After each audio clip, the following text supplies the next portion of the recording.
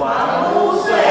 早缴早安心。112年房屋税开征啊，财税局就提醒市民大众，缴税期间自5月起到5月底为止，爱赶伫咧期限内缴纳。若是有期会加征滞纳金，上悬会当加征到10%。邀请民众早日完成报税，早日安心。再次提醒市民朋友，如果你现在还没收到税单，或是你的税单不慎遗失或是破损的话，要怎么缴纳呢？很简单哈，我们可以到我们就近的我们财税局的5个分局去申请现场补发，或者是我们11处的多点跨区的税务柜台哈去申请补发。当然的话，我们也可以提供，就是说在家就可以申请的话，就是说我们可以透过财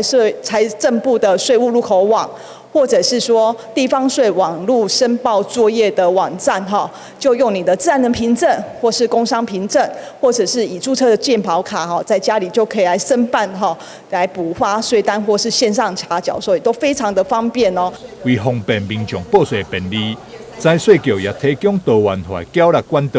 除了有金融机构，还有便利超商，上方便的，还会当使用手机啊，或者是平板电脑，就会当完成报税。